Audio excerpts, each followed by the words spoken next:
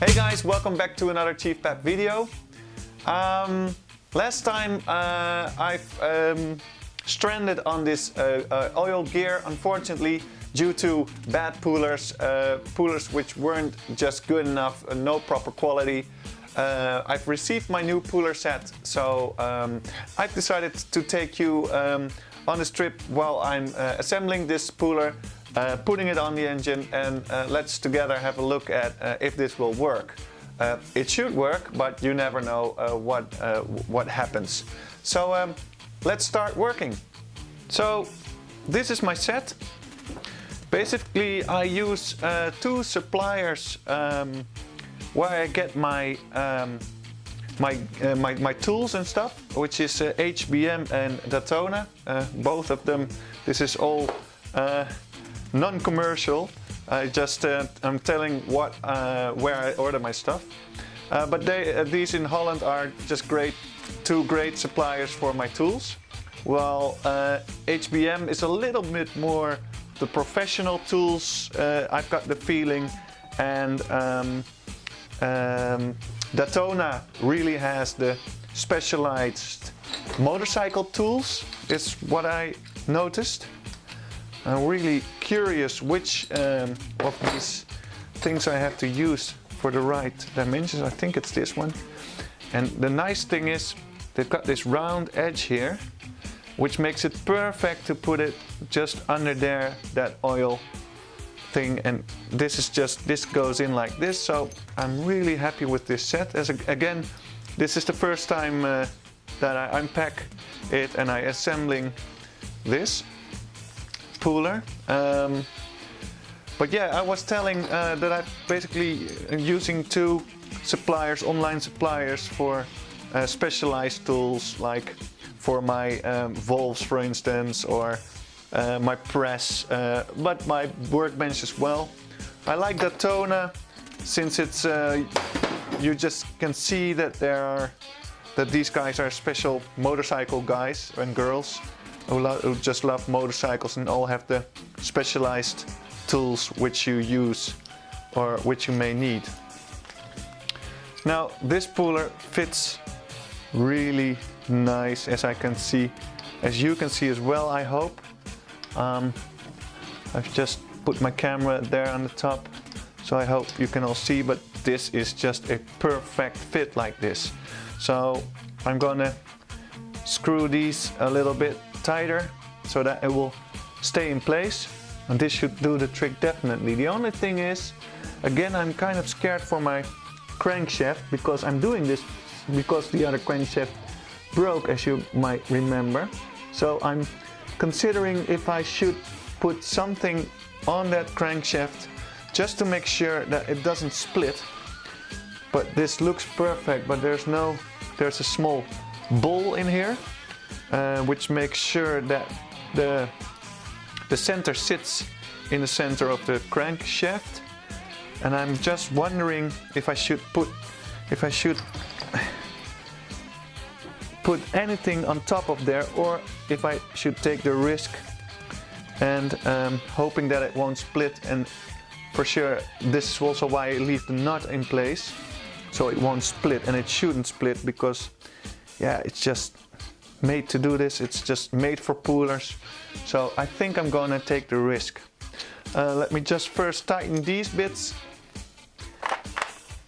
And for you guys, I think it's better if I just fast forward now a bit. So let's fast forward until I have it on the top.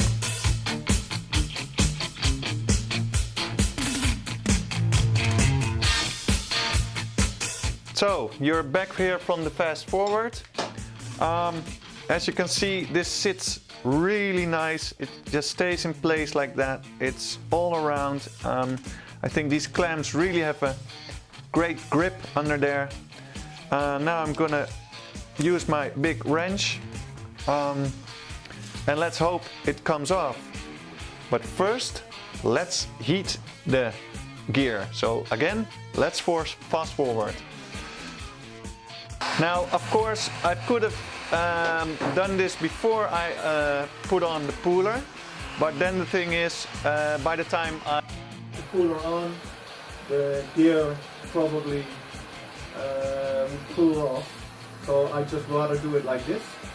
I don't see why not. Now my puller is warming up as well at this moment, but that doesn't matter.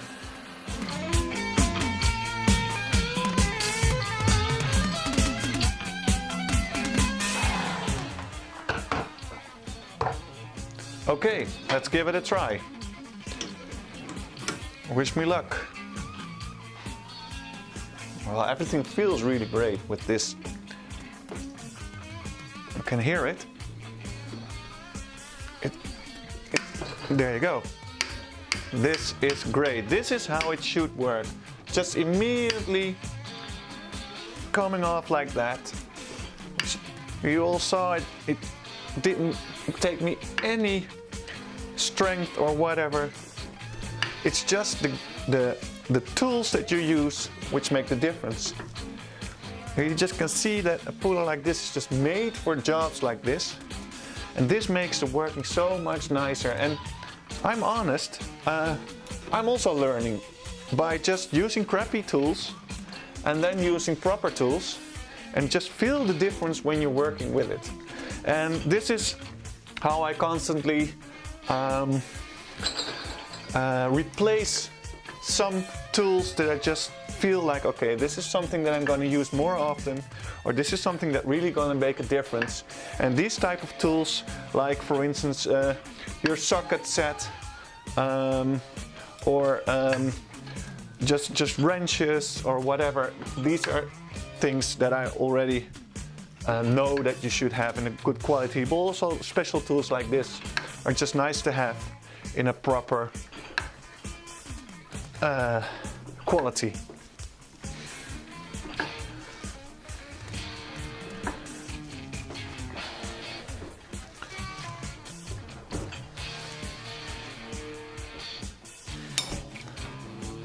And there you go, your oil gear. The nuts.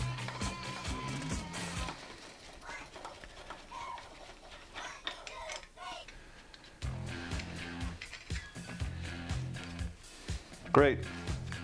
You can see that it really has this nice fit, good grip, and that's what made the difference.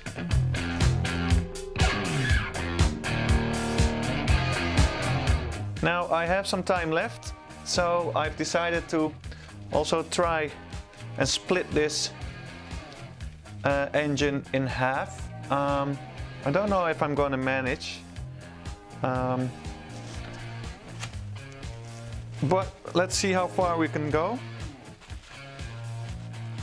You can remember that the last time I had the engine the wrong side up, because this casing should be on the side, on the other side, to lift up the other half. When you split it, now it's the right side up because I start with these screws here, and then I will turn it around, and then I can do the last bit. Don't forget to unscrew these. That was the last time.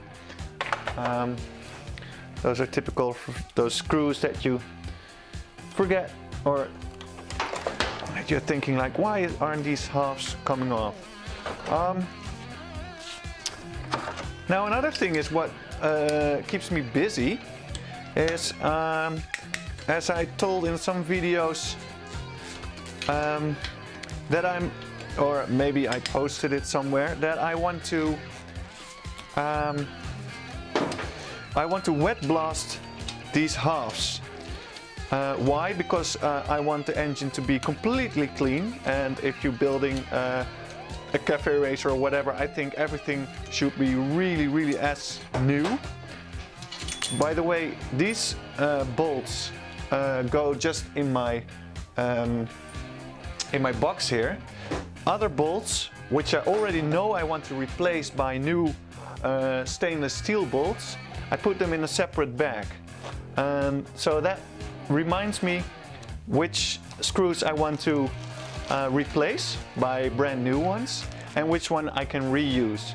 And otherwise it takes me a lot of time to sort out, okay, which which screws, which bolts I want to replace and which one I don't use, because that also is something which is pretty pricey. So like these bolts, you don't see them and they look perfect because they're all in oil bath, but these outers, which go all the way here, it gives a really nice effect if you replace those by stainless steel. Now, as I was saying, I want to completely, always have to be careful with these Allens.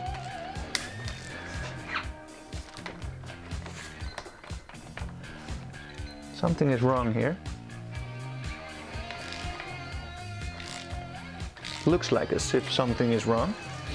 In these cases, I rather use my T for that.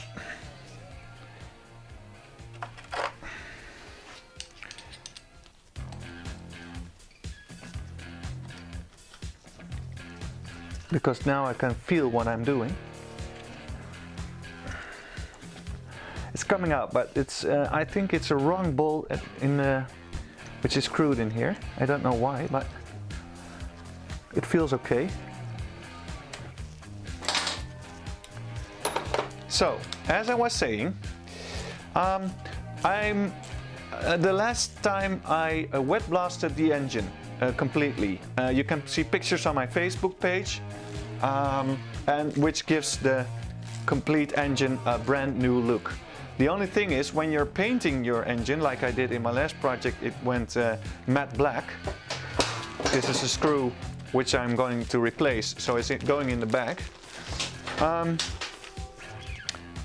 It's a little bit, not a waste of money, I wouldn't say that, but wow, they really did something with these bolts. It's hard to talk and wrench like this. So I'm considering to buy this glass, how do you call that in English? Glass blast case. Because for like 200 euros I can buy a case like that, and I can blast all my parts like new myself, so I don't have to outsource something like that. I read somewhere a guy who mentioned that outsourcing your project, certain things like blasting and stuff like that, really was a hell for him, because sometimes he had to wait like for 2 months to get his stuff back. I know that feeling. I had that with my rear rim, which was a fantastic job, don't get me wrong, but that just costed me 2 months. And if you don't have your wheel for 2 months, you can imagine that you can't fit anything, or your bike is not in the right proportions. So that really gave me a big delay. The same went for my tank, which had to be my tank had to be painted, obviously, but then it was leak, and also that took me about 2 months. So everything that you outsource, you don't have any grip on your time schedule. And as you notice, I wrench a lot in the time that I have, like now. And yeah, if you outsource stuff, then you don't have any grip on your time schedule, which is sometimes really frustrating. Now, I don't want to say that the wet blast job that I did took me a lot of time or costed me a lot of time, but it's nice if you can do it yourself. And if you invest in this case, you just do this investment for one time, and the next time, if I have another project, or if I have some parts which I like to blast as well, and I think that, oh, I should have blasted this as well, then I can do it myself. The only thing is, if you're going to blast stuff like that, then you really need to make sure that your engine is oil free. So I also need the